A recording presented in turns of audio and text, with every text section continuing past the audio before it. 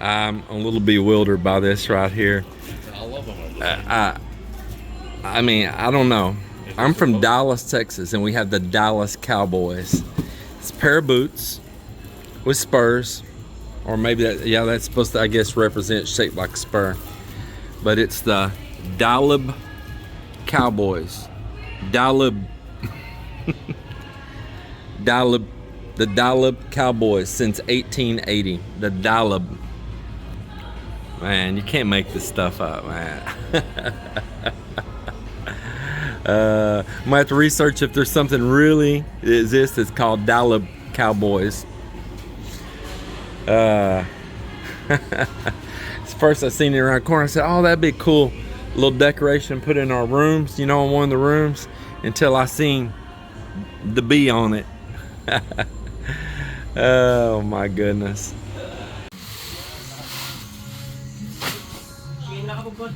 Hey, we can stack some up on that rack on top too. Hey, put some up there first while you can still stand up there. Start stacking it up on that rack first.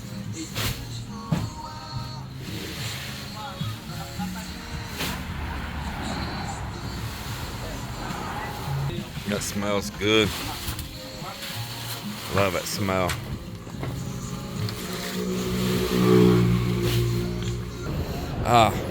It's kind of got that grassy like smell. I guess me being a farm boy and always enjoying when we would harvest crops and stuff, you know, wheat and cut hay and all that, man, you had that smell of that fresh cut. It just gets in your soul, man. You just love the smell of nature. I come down these places, man, you can smell these fresh cuts. Has that same smell. Man, it's so nice.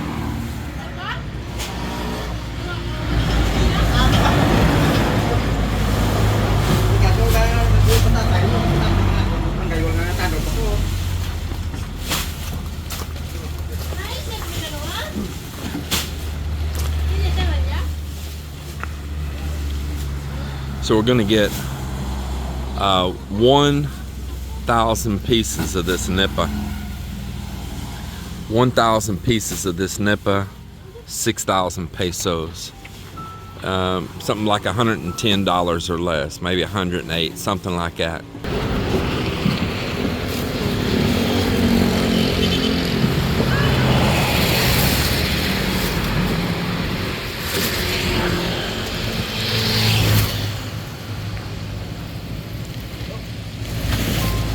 You see there on his sign, it says, a customer-friendly lumber.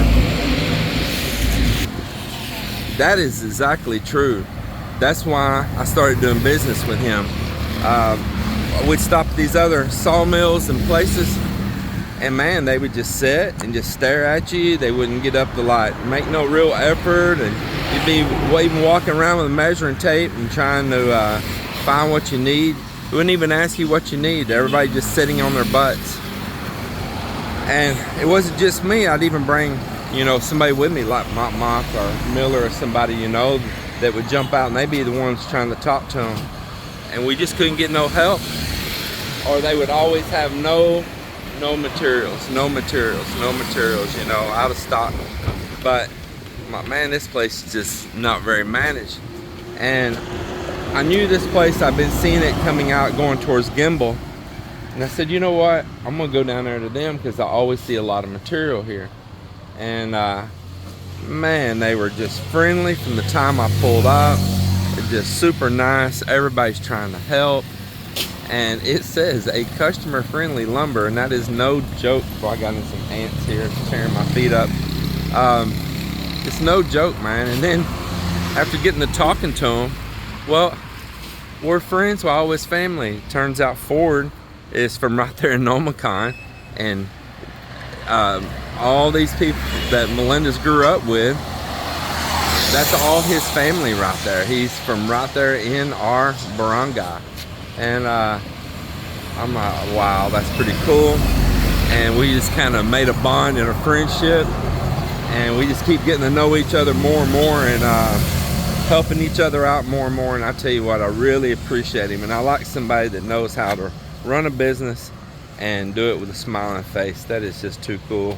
And that's why I continue to drive all the way over here instead of places that's even closer to me to support him, because he's doing it right. They're all doing it right here. The whole crew that works here. The whole entire crew. I like them. You just feel like they're part of your family, you know. They make you feel very accommodated. I thought we was going to make 2 loads, but I said, nah, keep on stacking this stuff up. It's a truck. Use it as a truck.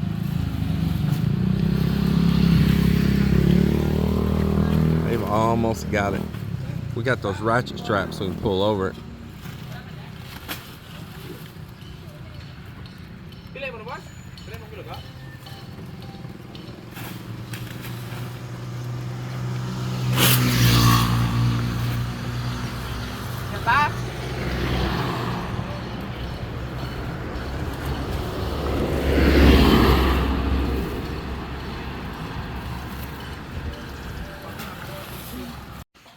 Well, there it is, 1,000 pieces. We made it here with 1,000 pieces. It looks like some of them slid over the side though. But they made it.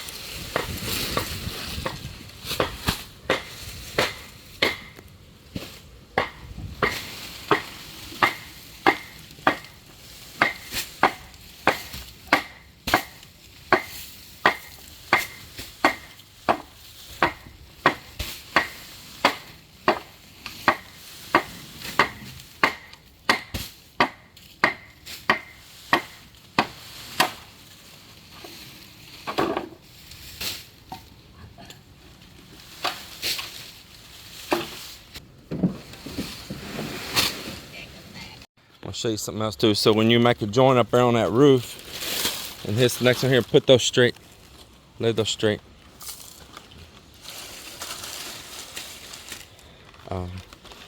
Don't do like they did next door. They laid the next one on top, right even with that one, and they did it again. They barely moved it. You can go over next door and look how they did it. I saw you do it here too. You're really, just like a shingle on a house, you're supposed to go either a half lap, like that, so your joint's not all near together. See your joints there? You're supposed to either go a quarter lap or a half lap. But if you just keep doing it right here, here, you get a real thick spot. Walk over and look at that roof there. You can look straight up the roof. It's got a hump straight up, wherever one of those, they barely just lap. No, it's not. No. You go there, and then you either do a wide lap, like either you do a half lap or you do a quarter lap. You can do either one. But this here, they'll just go like, I seen it, they'll go like just a few inches, and then the next one they'll go just a few inches, the next one, and it makes a big old hump up the roof. Showing them there, you can see right now.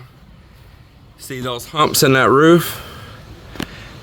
A row there, a row there. You go to the other side, you'll really see it with the sun shining on it.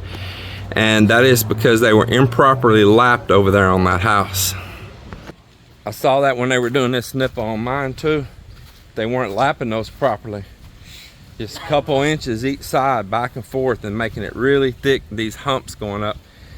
This is the same principle as putting shingles on a house. The same principle. So when you construction guys out there that's put shingles on a roof, you know about staggering that off. Well, of course, you don't have individual tabs like a dimensional shingle or anything like that, but it's the same principle. So either, you know, go a third on it or go a half lap on it, and stagger that off. And another thing, they would cross the pieces over, so they would lap one over on top of the other one. Instead of butting it up, they would go over each other, and then that makes the roof hump up right there, because now you just give it double thickness where you're doing that. Then they come back over. Let me show you. So they, instead of butting it up, they go over here. Now it's double thickness there, and then the next row above it, they would come back over this way, and they're just compiling a big old thick hump up the roof. That's why that roof next door has got that big ridge in it. That's improper. So I want to avoid that, and I've seen all that. I've studied all this, and I said, well, when we do this roof, we are going to do some technique different. Another thing, as I just went over with, is down this back edge, we're going to put a starter row. Once again, real similar to doing a shingle roof on a house, but I want it for the looks. Up this back edge, I want that NIPA hanging off. Let me give you a for instance. Now, there's a little back wall covered here, but you see that right up there, that bamboo and that binder on it and all, and you see all that exposed? I don't want it like that. I want it where the NIPA comes over the side and is draped down, and it covers all of that. So I didn't get it on video, but Francis went up there and he grabbed a couple pieces and held it in place, and as an example showing them. So they're going to tie those starter ends up on both ends, a double row up the ends, draping off. And at first it's going to kind of stick all out straight, but after it gets damp and relaxes over a couple days, it'll droop down, and then it'll give it a nice even hangover all the way around the roof. And I told Miller, don't be taking bolo or scissors and trimming it all short either and giving it a haircut around the edge. I want it to have that draping NIPA hanging all the way around the edge. Sometimes they don't give me the decision on that, and I look and they've just done it. So I'm trying to get ahead of it this time and make sure that they do it the way I want it. Well, it's about 10:30 in the morning right now. Our morning got started early, going picking up this NIPA and getting them all lined out. Man, that laundry smells good. Boy, I just like the smell. The laundry hanging out in the wind. Mel's up at the town handling business, and Joanne's here doing some laundry, and the boys, you see them lined up right here tying on this NIPA. So I asked them to put the starter rows down this side here, and then like I said earlier, after that gets a little humidity to it and all and rest, it'll curve down, and I want it draping. And we're doing this a double thickness, so every time they're tying, they're not tying one piece on. Every time they're tying two. I want this to have a really thick plush roof on it. Of course, it seals it more against leaking, but it'll give it longer durability. It'll last longer, be more years before I'd have to ever change it. Less airflow passing through it so easy, and which the airflow is nice sometimes because it keeps it cooler in there. And I just really overall wanted that nice thick look.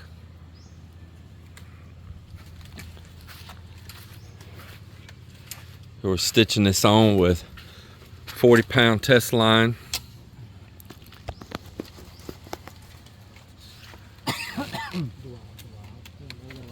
They make their own little needle for stitching now. They just use some tie wire. Let me show you one here. Or they might be some aluminum wire they got right here. And they'll just make themselves a little needle right there to poke through and stitch with. You can see more of them here. Each piece they got a little needle on it.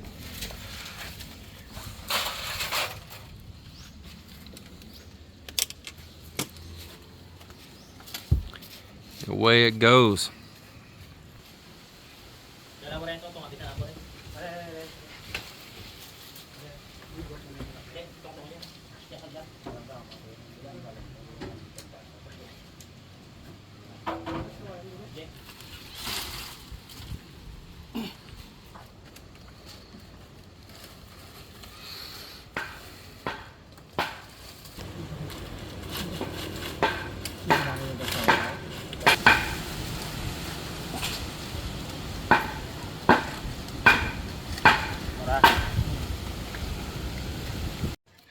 Mel and I, we're gonna walk out here and see how the boys are doing on the NIPA. Come out a couple times, had them fill in some gaps on the corners they kind of missed, and it probably would have been okay, but I just want to have it as full and thick as possible.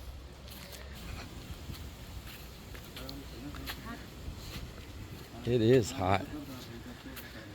I was just saying it was nice. It was cloudy today, and at least it was cloudy and breezy while they're putting on the roof, and then about that time the sun come out. Jinxed it. It's coming out nice and thick, just the way I wanted it.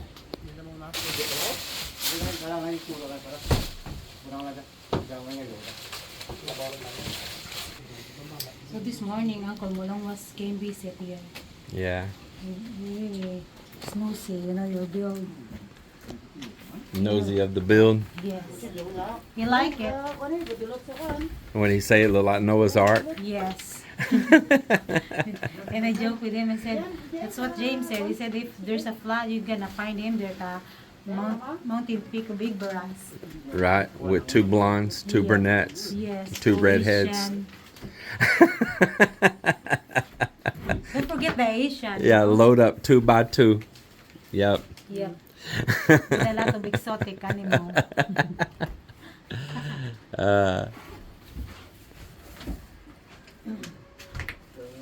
Miller said that your roof gonna survive for decades, you know, even though like your wall is gonna be rotten, but the roof is gonna be survive because you put a layer.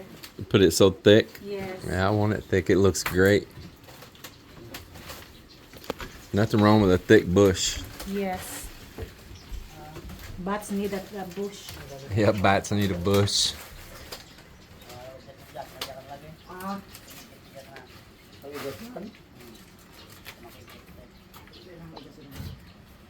We have a viewer that always makes a comment that only costs just a little bit more to go first class. Yeah, he knows who he is out there too. He hadn't said it in a while, but he used to say it all the time. Only costs a little bit more to go first class. He was teasing when we bought that Nissan pickup, you know, instead of buying like a Ford Raptor or whatever, or a Ford, that it only costs just a little bit more to go first class. And he'd always tease me with different things like that. He's a pretty cool guy. So the wall here, you're gonna put a macan, right? So that I'm gonna kind of blend it. I'm not just gonna put just one thing only because it'll just look boring. So I'm gonna blend the textures in here on the wall with different things. I'm like one wall may have a macan, but not all. Native, but classic. Yeah. So one wall might get it, but I'm not gonna do like every wall completely the same. Yeah, very true.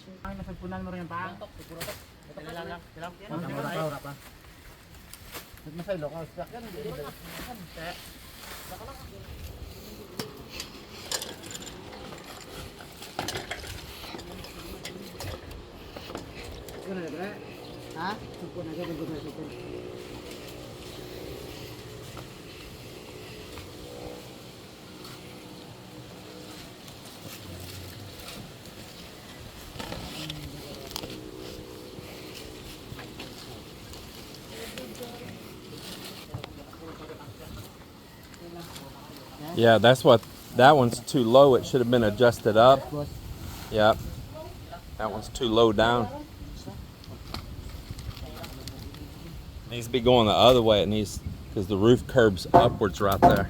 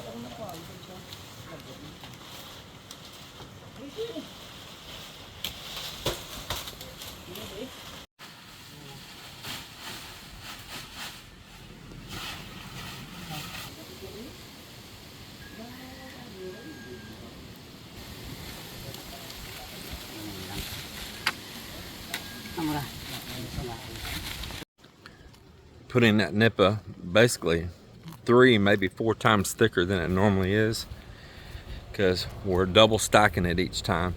Now you can put in an order and order that on that little stick that they braid that on, they go ahead and fold 2 pieces so it only has a single stick. I want to go ahead and have the double sticks too. The reason being, and the reason why I'm talking about double sticks, is each piece of that NIPA, it's folded over a little stick, you know, a little rod piece of wood down through there.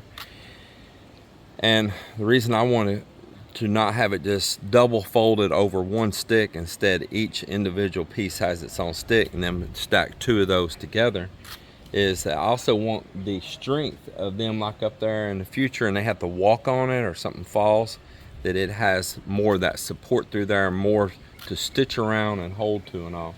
But let's go back. So I'm putting it on double thick, is putting 2 pieces on top of each other at the same time each time. And then how far apart they're spaced, we're putting them up really tight, and that is even adding even more. So we're getting 3, maybe 4 times the thickness that it's commonly done. But a lot of that's done based on budget.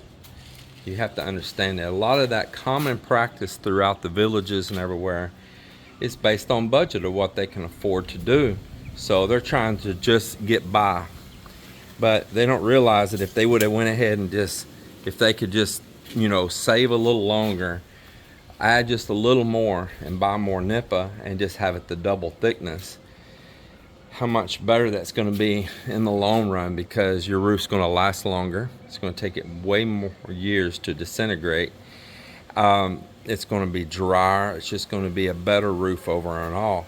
So let's look at this. So that structure right there with all of the extra roof that we have with the long slopes coming out the ends and all, as it stands right now with what I bought, let's just say it was 6,000 pesos, and with the current exchange rate 54, so you know 5,400 pesos, that's $100. So we're talking about another 600 pesos. We're talking what, maybe 112 US dollars, maybe 112 US dollars. Let's just round it up even to 120 US dollars. That's your roof, man. That is your roof. And with what I'm doing is not only, like I say, doubling it, but maybe tripling it and possibly even quadrupling what they normally do. That's pretty cheap investment to protect all of your work down below.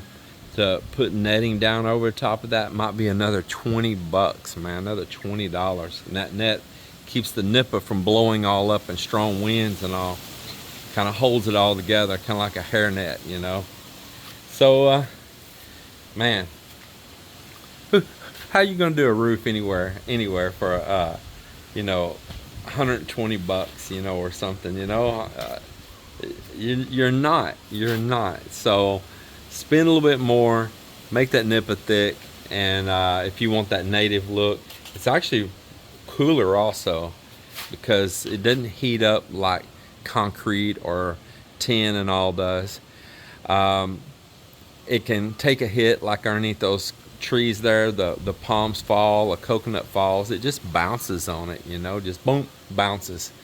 It's not going to dent it in, crack it, break it, you know.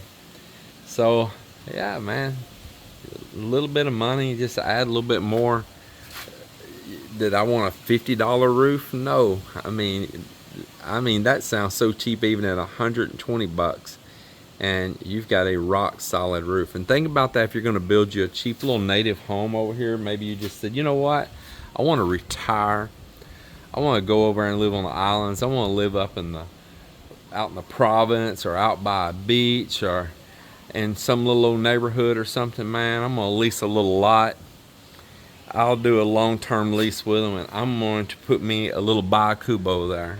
And you can build that Bakubo to whatever level of comfort you want. You know, it does not have to be just a bamboo, you know, with bamboo strip floor, which nothing wrong with that either. But, you know, maybe you do want to have a little air con or something, or a little bit more sill walls to keep the critters out and keep the mosquitoes out. You build it at the level you want. But that thing right there, it's not going to be but just I'll do the totals on it, but you know, a few $1,000s. We'll get the totals down on it. I'm keeping all the receipts, and I'll share it to you and share it to you about the size and all it is. Now, I went really elaborate on the roof, on the structure and stuff. You don't have to do that, but you know, you could build you a cheap place to live and just live basic and happy. There's nothing wrong with that at all. And the next thing about those little structures like that, you can always build a lean-to somewhere on it. Say like here on this back side, below where that little CR window is. Well, maybe you don't want a CR inside. You want all that just your open living space, like a studio of your living room, bedroom, kind of all one in one common space. Well, you can have your little dirty kitchen, you know, detached or as a lean-to on it. You can have your little CR as a lean-to on it. And you always have those options, and just do that as you can, you know. So I like it. I really love the native structures. I honestly do. And this is just like a little bit of an upscale to a native structure.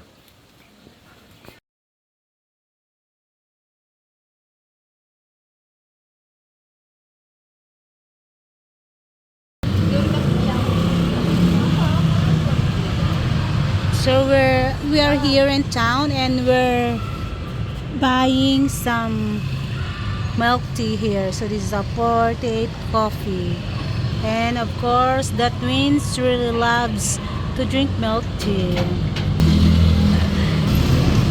And the reason that we are here because we bought the roasted chicken for James, and that's the reason that while we stop here in milk tea place. That's good.